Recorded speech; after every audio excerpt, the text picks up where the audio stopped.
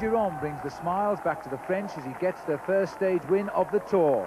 While Chris Boardman, his mind on the world title in August, is tired and he wants out. But last night his manager persuaded him to go on, at least for one more day. The Tour gets no easier though, and today the riders pierce the Pyrenees with a mountain at the end which no one knows and the riders openly fear. Could the climb wipe the smile off Miguel Indurain, who leads Rominger and Bortolami overall, while Boardman and Yates retain their high positions? Hello again and welcome to Cahors, and what a tremendous day in prospect now as we head off into the mountains. We've had 11 days of flat road racing, and of the 189 riders who set out from Lille, 175 still survive. Well, today on the start line, one or two of them, I'm sure, are feeling very nervous indeed. Until now, we've talked about names like Johan Museo, Abdou Japarov and Jackie Giron. Now we shall bring you names of climbers, men like Echeverry, Cubino and Rincon. As they roll away to a tremendous applause this morning, many of them must be wondering what the day holds for them. And as they roll clear of Cahors in nice sunny conditions, rivals they most certainly are. But that doesn't mean Indurain and Rominger can't pass the time of day together before the big climb will once again put them at odds. Well, despite a sunny or warm start, it's going to be chilly later on, with mist probably at altitude. The temperature expected to plunge today to the low 20 degrees Celsius, and there's not going to be any wind at all. And on the first climb, such as it was, on the Côte de Saint-Clair, Peter de Klerk had time to look back at second-place finisher Emmanuel Magnan. And then, just 11 kilometres later, it happened, rather suddenly. Chris Boardman swung around in the road in the streets of Florence at the feeding station and headed for his car with no regrets. His Tour de France was over, at least for a year. Yeah, it's a difficult bit. It's always the most difficult bit. It's a bit weird, actually, that you spend 3 weeks totally getting your head kicked in, and when it's time to stop, it's really difficult. But it was an agreement we made. I'm starting to get tired. Now it's time to start concentrating on the World Championship. Thanks for all the support I've had. It's been absolutely fantastic. And next year, I want to be back here looking to try and do something in the overall. Great, thanks. Well done. Well, Chris has given us immense pleasure in this race, and we all wish him good luck in the world titles next month. And the race goes on. We've moved a further 30 kilometres down the road now, and Mountains leader Peter de Klerk winning again on another small climb, and once more finishing in front of Emmanuel Magnan. And so on the descent of that second climb, this breakaway formed of some 5 riders, and they've been away now for just over 100 kilometres with a maximum lead of 6.5 minutes, and we're on the outskirts of Lourdes. In the breakaway, Stephen Swartz sitting at the back here, Massimo Girotto setting the pace. The other riders are Ralph Yerman, Emmanuel Magnan and Eric Decker. And they're coming up to the last sprint of the day at 237 kilometres covered, and then they'll leave Lourdes and head briefly down the valley before they'll turn left and start the climb up to the finishing line, which is about 20 kilometres away from the town. Well, as they come into Lourdes here for that sprint, it really has been a hard day for these riders, and it doesn't look to me now as if one of the 5 men here will be going for the victory today, because the peloton is going so quickly at the moment. I'm quite sure that on the first few kilometres of that climb, it's all going to come back together, and we're going to have a royal battle amongst the climbers. Well, it has been a tremendous chase. At one time, there was 6 minutes 32 seconds up. The majority of the chasing has not been done by Indurain, but by the Once team, so it indicates to us that maybe they're trying to get Alex Zula a good springboard into the hill coming up in what will be a few moments' time now for these riders as they go under the sprint banner here. And I don't think they'll contest the sprint. There are no longer any time bonuses today, or any more, indeed, in this year's Tour de France. They're all finished with now, and none of these riders either are featuring in the daily points classification, so there's no real interest to sprint, except, of course, for the first prize on the line, which is a few pounds. Magnan at the back survived a very awkward puncture in the front wheel halfway through the break to try, which he got back into the group quite quickly. It actually looks here as if Emmanuel Magnan might just be teeing himself up to go for the sprint here. He's looking at the other riders, and there I was just waiting for him to make the move, and he's gone down the outside. Well, the glory for France.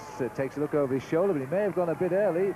Stephen Swartz warming up now behind the balding Girotto, himself previously a stage winner in the Tour de France. But I think Emmanuel is going to take the victory, and he does quite clearly from Girotto and from Swart, Decker, and at the back, Yerman. Well, I tell you, it really is closing down very quickly, because I think that was the 1 kilometre sign for the next sprint there, and the Once team doing a great job at the front trying to bring this all back together. The peloton over the last few kilometres really have been flying along, and you see now that the impetus again once more has gone out of the breakaway. They've realised that just around the corner is the big climb, and they're just going to try and recuperate a little bit before they hit that climb. And the leaders are looking a little bit ragged now as we race along the flatlands of the Route Nationale 21. And very shortly, you can see the hills now on the left. The Pyrenees are with us, and the riders will be swinging left and starting the climb not very far off now. It's about 13 kilometres of climbing to come, and in those 13 kilometres, the riders climb an elevation of 1,000 metres. That really is a steep ascent. The fight is on, and indeed, Ernesto have got their men to the front. So too, the Once boys keeping Breukink and Zuller in the thick of the action, giving them the best possible send-off as they start the first big climb of this year's Tour de France. The tall man here is Alberto Leonis Berrutia, and Breukink's behind him. He's come up very early on. In fact, I'm not so sure that Breukink is really thinking about himself at the moment. I think maybe the whole team have dedicated this stage to Oliviero Rancon, who's been very quiet in the Tour de France so far, and it may well be that that's what they're betting on. And there's the time check which we've just heard of 1 minute 40 seconds being shown now to the breakaway and also to the following vehicles. And because of the narrowness of the roads, I think they will take those cars out a lot earlier than normal, because they won't be able to get out of the way of the field if they get trapped in there as the riders start the climb. Long way back to the last man in that big peloton now. 2 riders missing. Chris Boorman has retired, and so too has Roberto Petito from the Mercatoni Uno team. So 2 riders that we know of out today, bringing the field down to 173. Because the hill is at the end, Paul, there should not be riders eliminated on this stage. Well, no, I just had a quick look and a quick calculation of the elimination times. The whole field is together here at the moment, and the fact that it's been such a long stage, the elimination time will be quite long today, around about 35 minutes, so these riders don't have a great deal to worry about.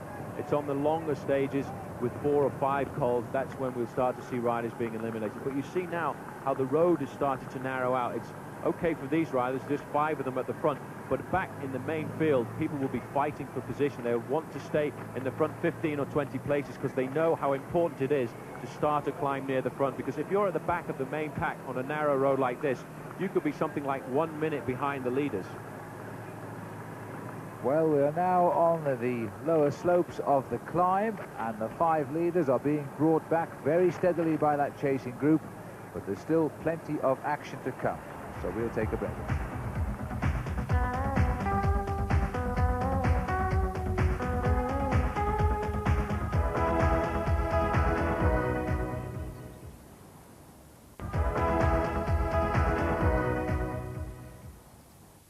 Welcome back. Well, today the Tour enters its decisive phase because it's in the mountain stages that Tony Rominger really has to attack Miguel Indurain if he's going to stop the Spaniard taking his 4th successive Tour. And Rominger has been training specifically for this Tour at altitude, not in the Alps as you might expect from a Swiss rider, but in America. After his 2nd straight victory in the Spanish Tour, the Vuelta in May, Rominger headed straight for the rarefied air of the Rockies. He was thinking, though, of France. It's only for the Tour de France I am here. This month we are working here, it was only for the Tour de France. We'll see what happens, huh? What's supposed to happen is that once the body adapts to the thin air at altitude, its power output when it switches back to an oxygen-rich atmosphere is greatly enhanced. Last year it seemed to work. Rominger not only outperformed Indurain in the mountains, he inflicted the Spaniard's first time trial defeat in 3 tours. 57 minutes and 2 seconds for Tony Rominger, an absolutely superb time, and Miguel Indurain won't know it yet, but he's going to have to pull out something rather special now. I think he is right now the strongest rider in the hills, and the only one of the only one, as we saw in the Giro, who will be able to beat Indurain in the time trial. Tony's trip was a family affair too, allowing him to relax away from the constant scrutiny he's under in Europe. But by and large it was business. Some riders use the less important races to get into shape. Rominger, though, isn't one of them. I'm sure I train better myself than in the races, because I don't know, I don't like to go for a race only for training. When I go for a race, I will win it, and that's it. Rominger won a lot of fans with his fighting style in the mountains in last year's Tour, and many in cycling see him as the only alternative to the continued reign of the brilliant but unexciting Indurain. People don't want to see Indurain kind of winning time trials and hanging on the mountains. There's no fun in it anymore. We've seen it and read it all. So for me personally, knowing Rominger very well also, I feel he deserves to win a Tour de France. And I think if this year he could win the Tour de France, it'll make the Tour de France a much better event. Rominger's grateful for the support of men like Roche, but anxious not to be seen as anti-Indurain himself. It's not like that it seems. I don't hate him. It's a great rider, and he's better than me. I'm the first who will congratulate him for the victory. For me, it's important that it's a great show, good sport, and that the best will win. When you win the Tour de France, you can say you're the best rider of the world. Well, by his own standards, Tony Rominger is currently 2 minutes 28 away from being the best in the world. But if ever there was a race designed to give him a chance of beating Miguel Indurain, then this is it. The mountain section is the most severe in recent history, and it culminates on stage 19 with an alpine time trial finishing in Avoriaz. That could be decisive. So this tour is far from being over yet, and we're not saying that just to keep you watching. All right, back to the race on the road now with Phil and Paul. Well, Gary, back here with the action. There have been changes. The 5 riders have been caught at the start of the climb, and the Italian Marco Pantani has gone ahead alone. Now, we noted he changed the bike down in Lourdes, and we think to a lighter one, so clearly the attack was part of his plan today. We're about halfway up the climb now. Rominger is in this group, but this group has thinned out somewhat, and Miguel Indurain being left to do all of the work at the front. And amongst the team leaders, we've got Bjorn Ries up here, who leads the Gaviz team. We've got Cubinho, who leads the Kelmer team. Pavel Tonkov, who leads the Lampre team. Alex Zula, the Once team. Indurain, of course, and team leader of Mapai Rominger. And what is interesting, actually, to note is there are 3 members of the Festina squad in this breakaway as well. I saw Pascal Lino, the former yellow jersey holder, also Richard Biron. Attack here by Lordolino Cubino, 171, the Kelme rider. He's been the Spanish champion, he's been a stage winner in the Tour de France before, and he's decided now's the time to try and get across to Pantani. He realizes that there is no main chase in the group behind, so he's going to take his chance and try and get across, and he's got the gap straight away. Well, there's a little way to go before he hits the cooler mist. It comes a couple of kilometres from the top,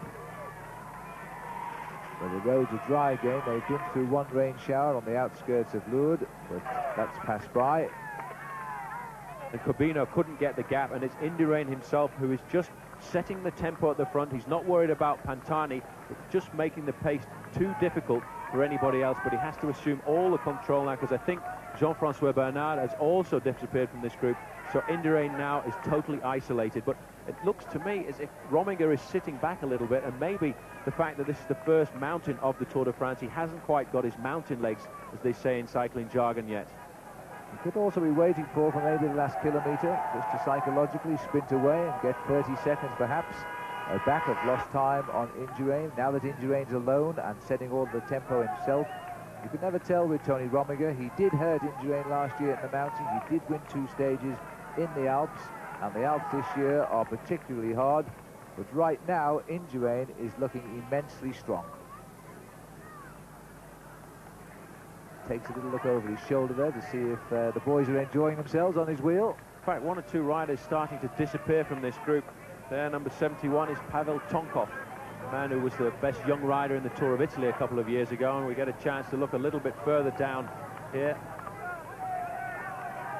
I think this is Pascal Lino, who was in that group just a little bit before, and there is Jean-Francois Bernard. He's a spent force today, but it looks to me as if this is Tony Rominger. And on the left of the road there, the cameras come back because Rominger has been dropped. Tony Rominger has been dropped from that lead group in this small group that's come back. And that is something of a surprise, to say the least. He's with riders who are not regarded as big climbers. Udo Bolt is just behind him. Jean-Francois Bernard is just in front of him, and there is Bernard there. And the other rider climbing away there is Abraham Olano of Spain. And this is a big surprise. The champion of Spain has been dropped. Well, that's not such a surprise, but Tony Rominger has been dropped and rides behind Pascal Lino. Well, this is what can happen when you go up the first mountain of the Tour de France. It's been a very tough tour so far, and a lot of riders put a lot of energy into these first few stages, and to see Tony Rominger get blown away like that, I'm very surprised. That's probably why Miguel Indurain now keeps looking over his shoulder just to make a count of who is in the group with him. Well, there he is, Miguel Indurain. Actually looks as though he's trying now for a change at least, as he grimaces a little bit. But my goodness me, he should do. He's torn this race apart, and still trying to hang on to his back wheel is the Frenchman Luc Leblanc, who tried so hard to snatch the race lead when we came through his home area of Limoges. There is Leblanc, and there is Veronk, and two French riders now keeping the name of France high on the honours list here, because that's all that's left. And now it's De Las Cuevas, and I think this is a remarkable performance by De Las Cuevas. He's not a great climber anyway, but he's determined to get a good result out of this year's Tour de France, and he's gritting his teeth, and he's hanging on. Just a very good performance, and an ever-increasing piece of class here, De Las Cuevas. He has all the ability in the time trial, and now he may well survive to get a high finish in this year's Tour de France. But it looks as though Veronk has cracked as well now. Richard Veronk has gone. That leaves only one on the wheel of Indurain, and that will be Luc Leblanc. Then there were two. It is absolutely amazing. This man has just sat there. He hasn't altered his pace. He's just watched everybody scrabble for his wheel and lose it. Well, we're now into the mist at 4 kilometres to go. It gets a little bit worse than this, in fact. And Pantani is the rider through in the lead. We've got a watch running on him on that banner, and I think the gap is coming down. It was just over 20 seconds at 5 kilometres. But he better watch out, because he could be on the slow track, because on the express line is this man in yellow, Miguel Indurain. You know, he's really going for it, because now he's getting out of the saddle. He's fighting with his bicycle to get that gear going round, and the red car in front is the car that is behind Marco Pantani, so it won't be very long, I don't think, before Miguel Indurain actually gets up there and gets into contact with him. And what a fight that will be. It'll be interesting to see if Pantani has got anything left to go again, because it does get a little bit steeper in the last few kilometres before it levels out nearer the summit. Look at the face on that man. It's very rare that you see him try this hard. Absolutely. You can see the sweat running down his cheeks there, and he doesn't always put this sort of heart into it, because there's still a long way to go in this year's Tour de France, and mountains much worse than this still to come. Well, Pantani's looked over his shoulder, and he will have felt that as he shook his head. He can't believe it. He's seen the yellow jersey. He's chasing him. Now he's going to have to try and sprint again. Look at the relentless pursuit behind, as Pantani is being closed in on by Indurain. And you know, Paul, I think Leblanc may now be in trouble after making that turn at the front. He may well be, but this is what Marco Pantani is finding out today, that the Tour of Italy is not the Tour de France. You can ride away from the main field in the Tour of Italy, but there's much more at stake when you come to the Tour de France, and Indurain really fighting here. It's very rare that you see himself put himself through something like this for a stage victory, but he really wants to get back there, but he can't quite get the last 20 metres, but there it is. It looks now as if the junction is about to be made, and it may well be that Luc Leblanc has enough left to surprise Indurain at the top. But I tell you what, I think this man would definitely like to get the stage victory, because he didn't win a big mountain stage last year. They were both taken off him by Tony Rominger, and he just goes straight by. He's gone straight by. There are no superlatives left to describe Indurain, but Luc Leblanc has gone. He's gone at the minute Indurain came up, and that will upset Indurain, because he was wanting this stage, and he's made that clearly obvious. And now Luc Leblanc has attacked at the very moment Indurain called Pantani. A good tactic. Well, you know, it's quite easy for a climber to get the gap on somebody like Miguel Indurain, but it isn't easy to keep the gap. And it looks to me as if Leblanc had the explosion to get clear, but he doesn't have the power to stay clear of Miguel Indurain, because Indurain is still eating his way back into the lead that Luc Leblanc has got there. You see, he's just cruising along, going to get him back, and if he can peg him back, I don't know that Leblanc has got much left to take it. Well, the spectator there was giving him all of the encouragement to keep going. This certainly is the big effort now coming from Leblanc. And it's an even bigger one from Indurain, who is determined to grab that wheel before it goes into the mist. And he's coming at him like a cannonball. And once he gets on, he's going to sit in that slipstream and say, don't try that one again. And now Marco Pantani, he tried, and I thought he had a chance of getting that victory there, but he's got blown away as well. But I've rarely seen Miguel Indurain ride like this. The face that he's got at the moment is the mask that I've seen very rarely on a man like this. He really, look at him. I feel it's incredible to see how hard he's trying. Well, it's absolutely wonderful too to see such a great athlete at the height of his career do what he's done today. He just kept a tempo that destroyed that break one by one, and only Leblanc has gritted his teeth and hung on, had the cheek to attack him. Indurain came back and answered that, and Leblanc is going again. Now can the big Miguel Indurain grit his teeth one more time and take the wheel of Leblanc? A good acceleration by Leblanc, but they hasn't got the force there now. Indurain is straight in. Well, I don't think either of them have got the force to go, but Leblanc taking the initiative of going to the front. It's not very far to go now. It's 400 metres maybe around this corner, and Indurain is going to wait, and it's going to be very close, and he's going to be a very angry man if he doesn't win this stage. Well, this has been a marvellous climb, the first big climb in the Tour de France, a chance to watch a magnificent man at work, and Miguel Indurain is now launching himself towards the line. They can't really pin down where the line is in the fog up here on the top, but Indurain has made such a wonderful job of this climb. He's destroyed the hearts of all of the riders in the Tour de France. And Luc Leblanc is trying to carry the colours of France. He'll be going to 250 metres to go now. Leblanc is going to go, and I think he'll go at around 150. But Indurain is the only thing he hasn't got is a fast acceleration, so he's starting to wind it up now at 200. Leblanc goes by him. As we peer down into the mist from our fixed cameras, we'll see the Frenchman now, Luc Leblanc, sprint clear for a memorable victory here. He's the only man in the Tour de France who could take on Miguel Indurain and beat him to the line. But today, Indurain has increased his overall lead over all of his principal rivals in the Tour de France. Up to the line now comes the rider who started the attack at the bottom, Marco Pantani, who finished second overall in the Tour of Italy. And now the little shadow on the left who crosses the line. 2 minutes 21 seconds down is Tony Rominger. Well, he's lost almost the same gap. He was behind Indurain overnight. He was down 2:28, and in just one climb he's lost 2 minutes 21 seconds today, and certainly all hope of winning this year's Tour de France. A great show of defiance today by Luc Leblanc. He gets the stage win by 2 seconds ahead of Miguel Indurain, Marco Pantani third, Richard Virenque fourth, and Armand de las Cuevas fifth. 3 French riders there in the top 5. In 16th place, Tony Rominger. He finishes 2 minutes and 21 seconds back. But on the podium, Luc Leblanc, giving France their second stage win in as many days. Overall, though, Miguel Indurain now leads this tour by 4 minutes and 47 seconds ahead of Rominger. De las Cuevas is third. Peter Ugamov comes into fourth. And after that great ride, Luc Leblanc is now fifth. But the man in yellow salutes the public again tonight, and I'm not surprised he looks happy, and they appreciate that. Is there no limit to the abilities of Miguel Indurain? Today he gave us a demonstration of pure class on the first big mountain of this year's Tour de France. In fact, he finished over 15 minutes ahead of Sean Yates, and the last riders across the line just ahead of the broom wagon, Claudio Chiappucci, 24 minutes behind. The riders now take a well-earned rest tomorrow, but we'll have a programme as usual coming to you at 8 o'clock. We'll be talking to Chris Boardman, who made the first half of this year's Tour de France a memorable one for British viewers. The mist is now swirling in here. We'll be back tomorrow. Until then, goodbye.